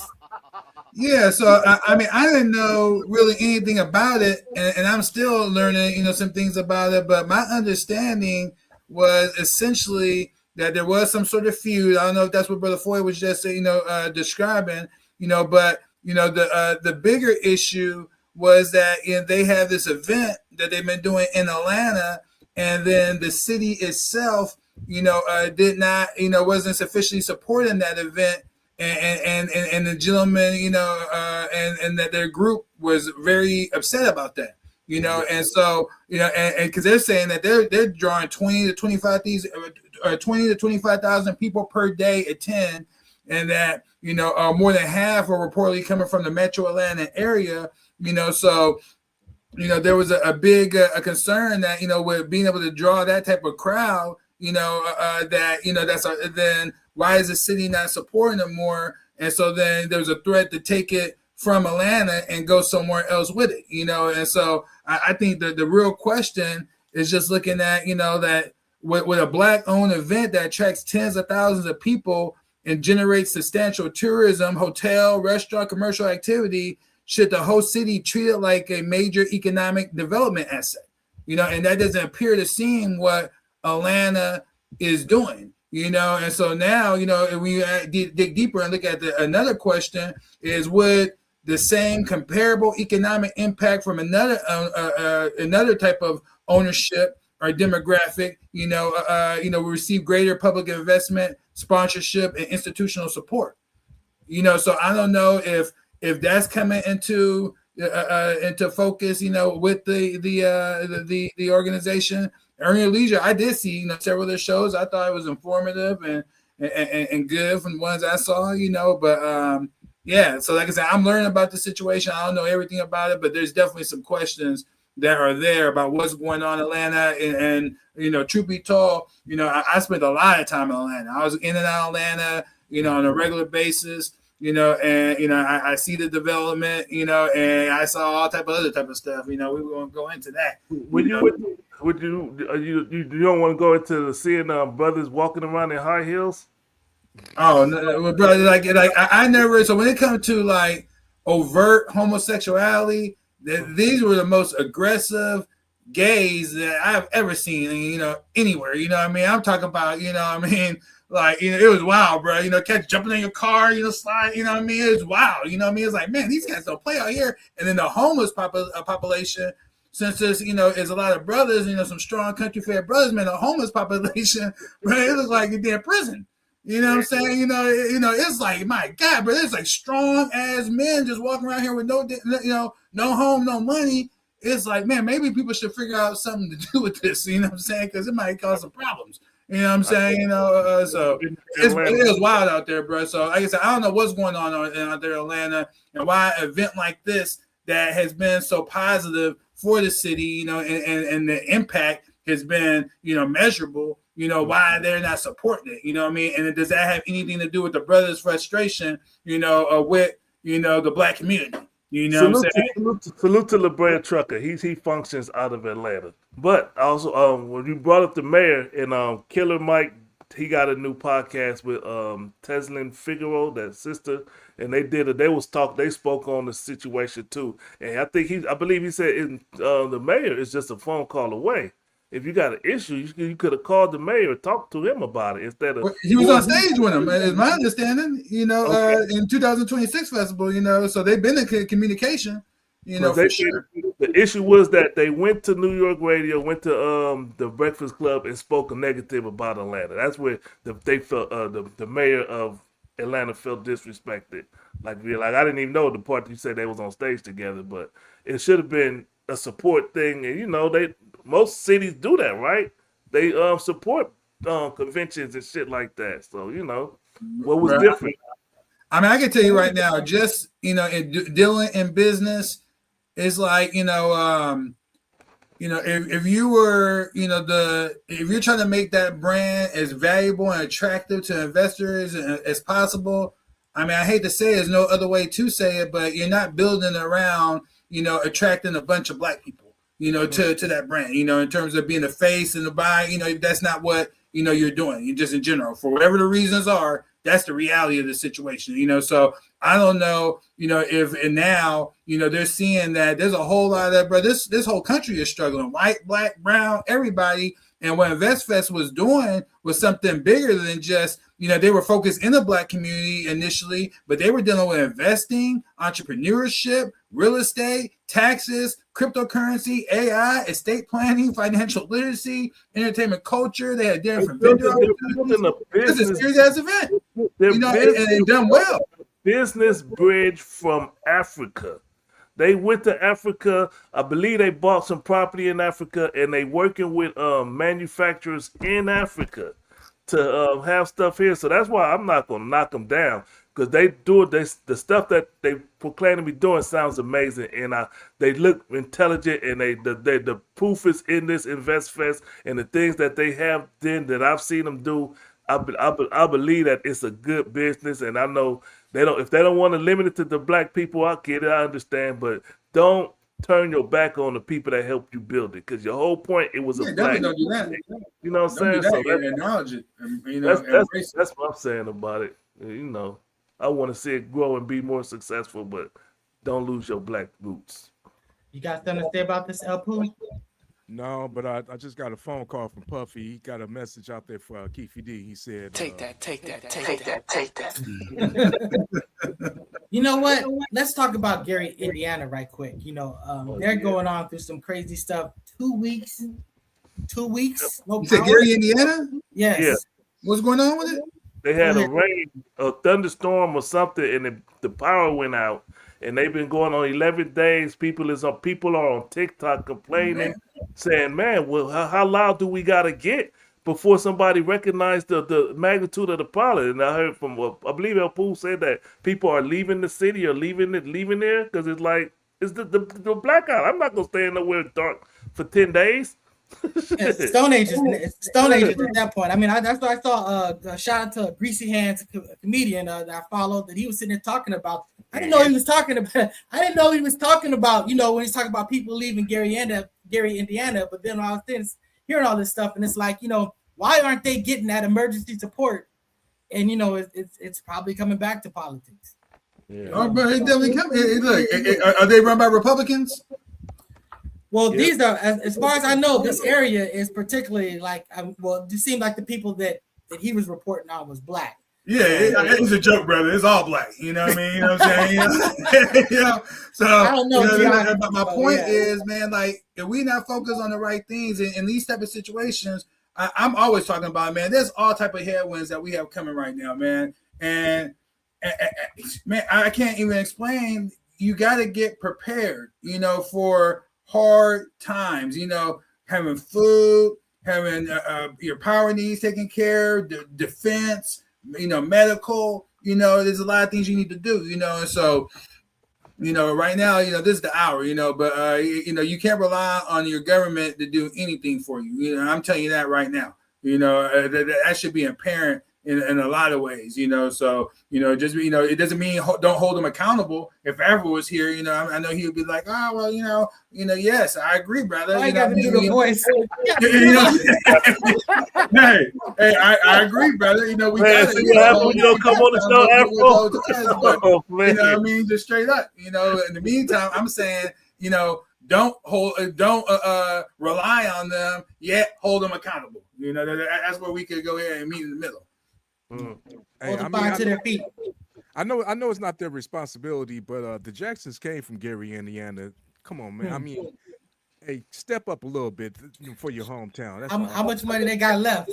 That's well, I guess this movie did pretty well, but I don't know. Over $1 billion. So come on now. I don't know how much they're getting it, but I hear what you're saying. So yeah. Honestly, everybody should be talking about it. I shouldn't have I've been hearing about this for over a week just from his Facebook post. That's it.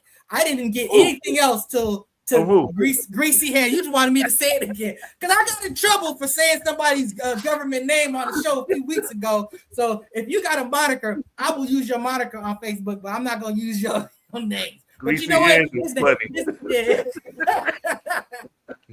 So word up, Slick. I can say Slick. I'm sure that's not his mama ain't named him Slick. You know what I'm saying? So, but anyways, shout out to that brother.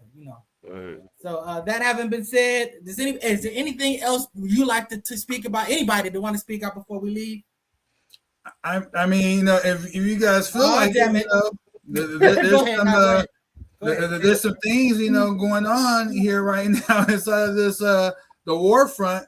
And the fact of the matter is that I know somebody student, if somebody has to go, you got to go. But go ahead, brother. Yeah, for sure. The main thing is that the numbers are central right now, and that is Russia is crushing Ukraine. And that whole conflict is coming to a rapid conclusion. Probably pretty soon because their government is not going to withstand. You're talking about being without power. These cats is, after that last wave where they were supported by the West and attacked Wildberries, which is like the Russian equivalent of Amazon, again, which is not military targets, it's civilian. The Ukrainians, with the help of America and their allies, attack, these facilities. After that, Mr. Putin, was like, okay, look, it's time to shut this down. And when you say pretty soon, what do you talk about specifically? I'm gonna let you go. I want to know what you're talking about. I'm not gonna hold you to it. I ain't gonna bet you. You already gonna make some money off a walk. But I'm just saying, when you say pretty soon, when do you think that this war is gonna conclude? What does pretty soon mean to you? I'm not holding you in regards to what now? You said that the Ukraine Russia war is. I didn't mean to disrupt you this much. I'm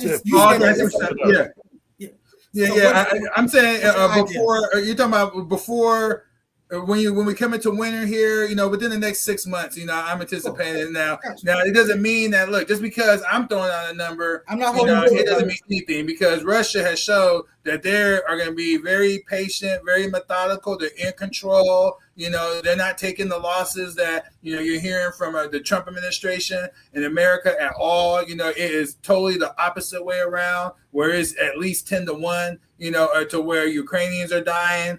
On these battlefields. Left and right.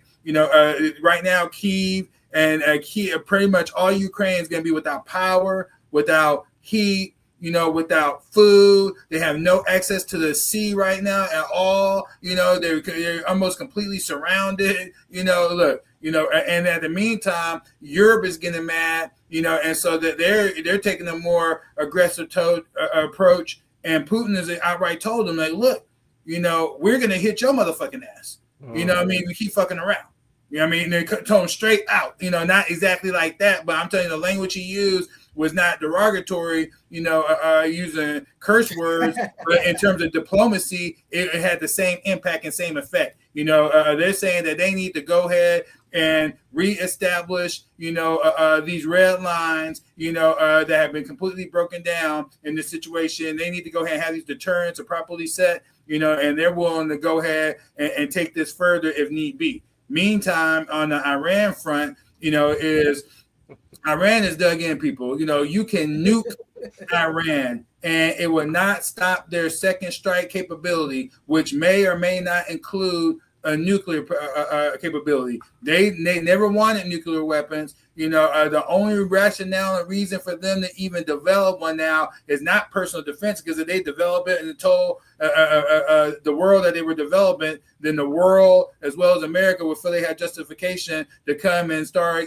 annihilating an entire people, dropping nukes all over that country. So they're not moving like that. But what they showed us was they had the ability to enrich to that 65+%, which means they could go all the way to 90. And they clearly showed that they could protect their missiles, their boats, and their military capabilities. Clearly, they have facilities to where they can put together, fiscal material, to develop a nuclear weapon and have at least 20 plus to throw back at their enemies. But again, that's not their focus. They're beating that ass with conventional weapons. So the real question is going to be, what does the American people, allow for their government to do, moving forward? Because this economy in the world is already going to be, drastically impacted by, what has taken place so far. The question now is, can this thing be, ramped down? Trump has had plenty of off ramps. He's claiming he won and they're totally defeated. So he could walk away right now if he wanted. But, I suspect further strikes will continue, and that Iran will actually use more advanced weaponry that they have not used to date, and that they will step up their attacks and be more offensive in nature, which is going to, again, increase the likelihood of more bad things happening, which I define as nuclear weapons being deployed. So that's all I had to say. Is I'm always going to stress preparedness, getting ready, having, different plans and scenarios for different scenarios. There's some rough times coming ahead. Yep. Yeah, I agree. Go ahead, Let me just say one more thing. If you don't like what's going on, the least you can do is get yourself out there and vote. Your vote does matter. If it didn't, they wouldn't be trying to take it away from you. So please get out there and at least vote. That's all I got to say.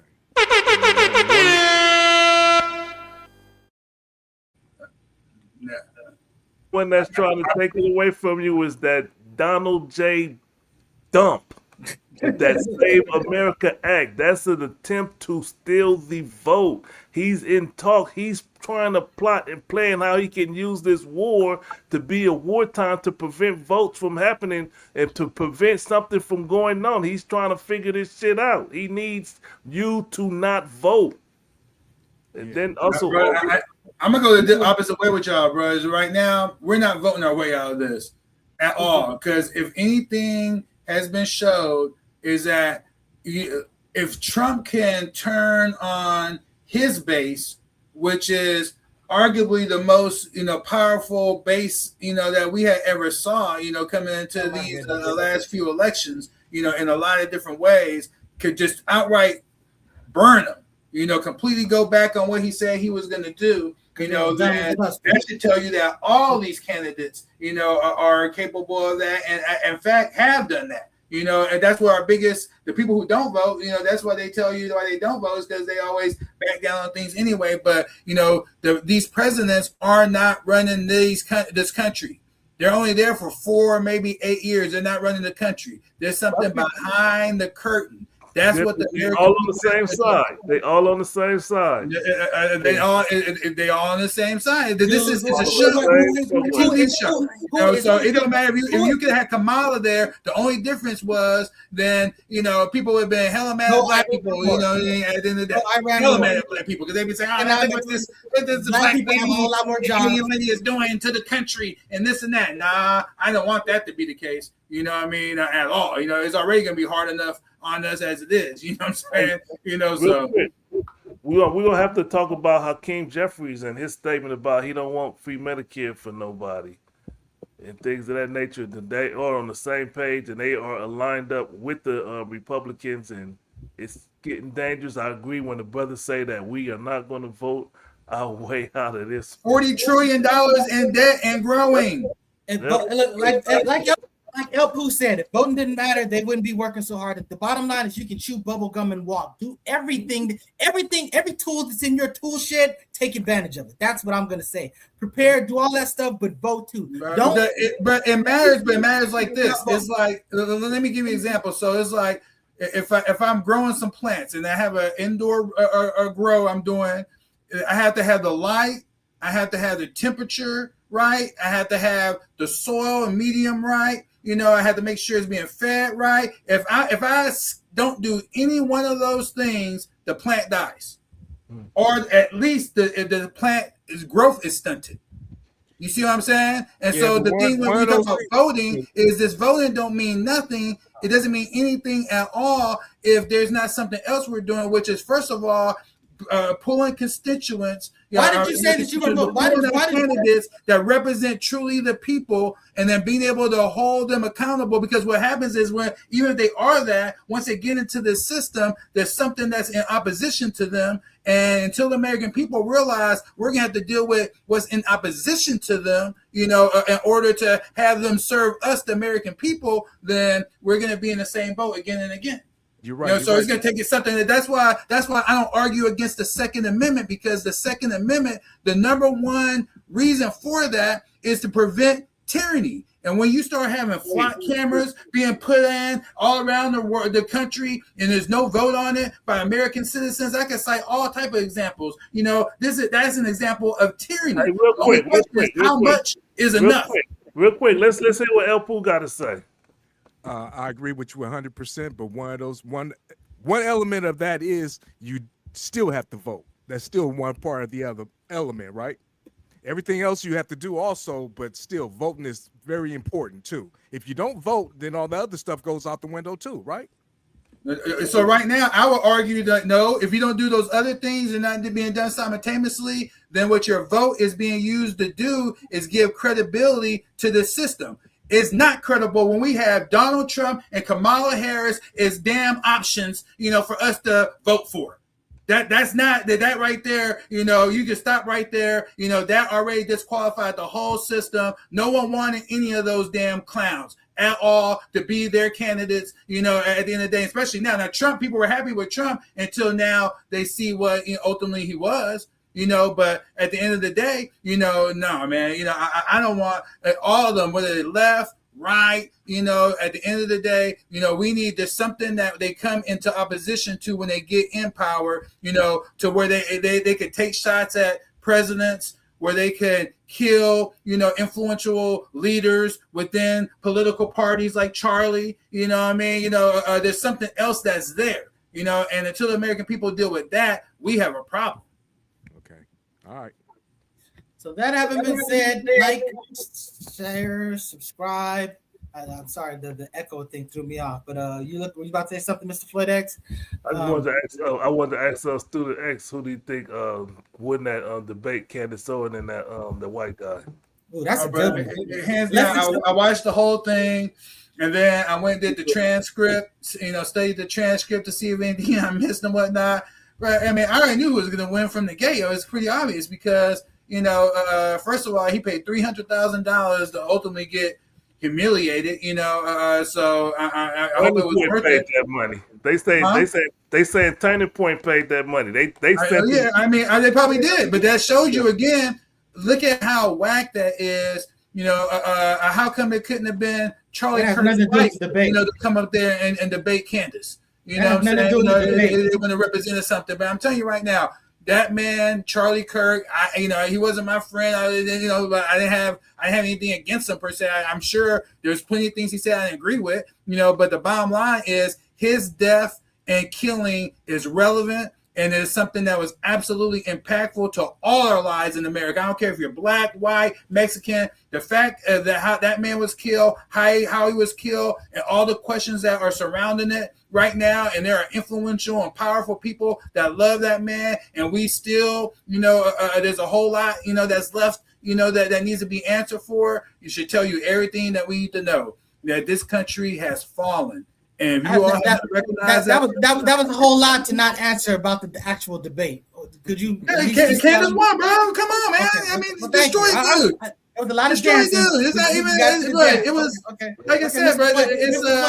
We got you. We hear what you said, Mr. Floyd X. What did you think? I don't think she won. I think that they both was not fully informed. She was more informed, but her being challenged on the points that she make on her show every week, it was harder to be more realistic. It's good to have that opposing voice to make you be like, man, well, It is just conjecture, what she pretty much does on the show. She don't have factual information in the sense of it was who did it or whatever. So I was Mr. like, Pleads, she says 0 chance. That's not a person that's speculating anymore. That's a person that's not even considering any possibilities or something. That's like a conclusion. She can dance and say that it's just my opinion. Yeah. But when you say there's zero chance that dude that they have trial right now, Todd Robinson, actually pulled the trigger and given the narrative, giving us the 0% chance that happened. Like they said, 0% chance. Now, not that he could have been involved.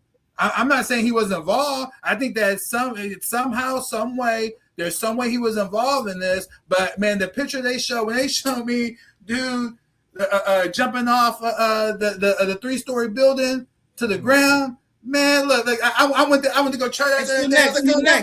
Do it. I can do it. I climbed over that joint and I started looking down. I was like, oh hell no! No, wait, no. What? Let's do the next one. Like bam, like that, and walked away, bro. Come on, man. Go ahead, nice guy. Go ahead. What if that video was fake and that wasn't a video of the actual shooter?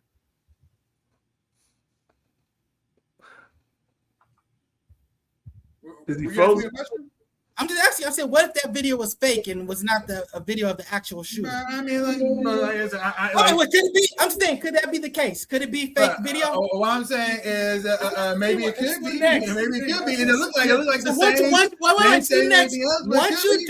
Once you do that, you have to start. You have to go. A rational person can't start off 0. I think it was the most clear one that we saw, because the only thing that we saw in the preliminary was like these fuzzy pictures and whatnot. They're like, oh, look, there he is. That's him there. We saw text, but you didn't accept the text, but you accepted the video. We did see the text. It looked like it was ChatGPT wrote it. I seen that text too. You know what I mean? And then it most surely hasn't been. And then the fact that we know that technology, bro, it's so easy to screw technology. So come on. I mean, Mr. Nice Guy, who won the debate? That dude fucking cooked her ass. Now he made some dumbass arguments. She cooked him at parts later, like on some things, because he was definitely being childish about some things. I mean, like the whole, like the phone thing. You know what I'm saying? It's like once you say I show it to you, you should concede. Don't even don't continue asking for it. It's only gonna look worse. There was another situation where he's like going on about like, oh, you said something. She's like, I admit it. I didn't have the information. I was wrong in that. You're still fact checking what you said. It's just like the whole thing that you were complaining about the twit thing. And that was a dumbass argument that she made. It's like he's saying that the evidence is overwhelming, not necessarily the fact that the video, this one particular thing, was overwhelming. I would say that the evidence is overwhelming that he's likely the guy. But you know what? Just because that evidence may suggest that, don't mean the evidence is true. If the evidence is completely fabricated, it does not follow to what the actual thing is. So again, I'm not discrediting what Student X is saying. I'm not necessarily discrediting what Candace Owen believes or whatever. But I'm just saying that her logical efforts to get there are absolutely unhinged. You know what I'm saying? What I said is I don't agree with everything that she says. You know what I mean? But I'm just saying I'm just going back to the key question is is the government's narrative, from what we're hearing right now, the defense's narrative, not defense, but the prosecution's narrative of how Charlie was killed and that this was the man who did it. Is that something, that is a case closed, and we know he did that, and that question is clearly no. It's clearly no. I don't, it's too much information, bro. Like I said, I stand by what I said before, is he is going to walk. If he lives, he's going to walk. I don't believe he's going to get convicted. As that debate goes, I'm glad that they had it, because it did show that there's not just one side. When you watch her show, if you just watch her show, you could fall in and be lulled to sleep, believing everything or most of it was coming out. So for somebody to challenge it, I think that was a good debate on it, so you could come back or get snapped back to reality and be like, wait a minute, maybe that might be true to a point, and this might be true to a point. And it helps give you some balance. But real quick, the Besset, the brother of the Liberty Twitchers, said what's important is what he did with the bond, the treasury bond. That is information that needs to be put out there, that Japan was falling and that they were going to sell the treasury bonds. I think it's like $1 trillion in treasury bonds that they have, U.S. treasury bonds. So Bessett, the secretary, what is he, the Secretary of Finance, or what's his title? No, he's the National Secretary of something, the Commerce. He's dealing with the Commerce for sure, though. I can forget the actual title. So he took like trillions or like billions of dollars in euro and bought the treasury bonds, or helped. Secretary of Treasury. All right, so Secretary of Treasury took billions of bonds or euros. He didn't use the U.S. dollar. So in the end, the U.S. dollar is going to crumble and it's going to fall, collapse under all this shit that's going on. So I didn't see Liberty Twitcher's tweet. I just put it up there. What did he say? I just put it up there. So the guy says bond decision is what's important now. Yet people are occupied with silly Charlie Kirk conspiracy. First of all, hey, Liberty Twitcher, I appreciate every one of your comments. You know what I'm saying? I don't necessarily agree or disagree with everything. Trust me. I'm just saying, but I really appreciate your comments all the time. I always think you lend value, information, and insight to. So I'm just he does. And then also, since he is one of the, I don't know if it's a he or she. So Liberty Twitcher, he or she, because that they always contribute like they do on the show, then it just goes to show that there are some more topics that we could dip into, because I would love to get into the bond market and talk about those things, but they're always on me like, oh man, the people that watch this show don't want to be hearing all this. You know what I mean? That's literally that's literally your role on this show, to supply that type of.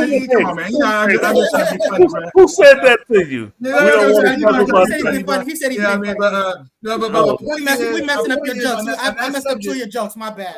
Yeah. Come on, man. I did what Walk always says I do, so my bad. Yeah, because clearly we talk about the stuff, you know what I mean. But the going back to what he was talking about with those bonds is that what people understand what Bessett's role is right now. What he is doing is this is all about currency manipulation and market manipulation.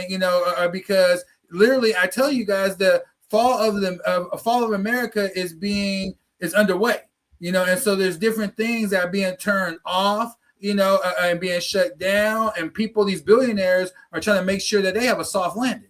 Where are the regulators? Who's supposed to regulate this shit? Be like, hey, none of these Congress people or congressmen or women coming out saying this ain't right. What the hell are you doing? Did this just tell you how Democrats aren't shit? Because the thing is that how come they haven't impeached Trump yet? Of all this whole war is an impeachable offense. They don't have the power. If they don't have the power, it'll be a circus, because the Republicans will 100% get behind Trump. They will not allow it. He's literally coming out to tell them. He goes, look, if you don't vote such and such, I'm going to get impeached. So they go, well, damn, we think you're a total fucking asshole, but we still gotta we like your asshole better than their asshole. Pause.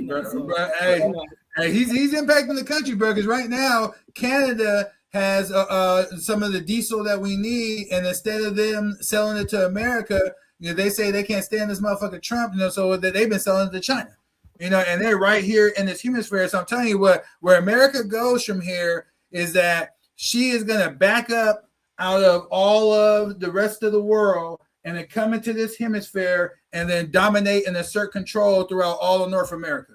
That's ultimately what you can do. And people's going to have their sectors. They're going to have their sphere of influence. America's going to be right here in Americas, where they're going to say, and they're going to agree with other nations that, look, you stay in your part of the lane, we'll stay in our part, we'll control this. You can't come over here, we won't go over there. So you can't have partnerships with our people that we control and whatnot. That's how they're trying to shape this thing up to right now.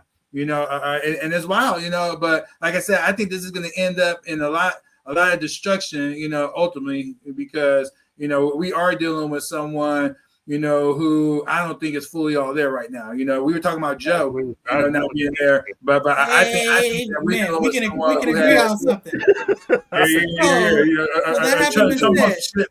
You know what I'm saying? You know, I think he has at least, you know, early onset dementia is what we're dealing with. You know what I mean? So Mr. Nice Guy is cooking in this shed right here. You know what I'm saying?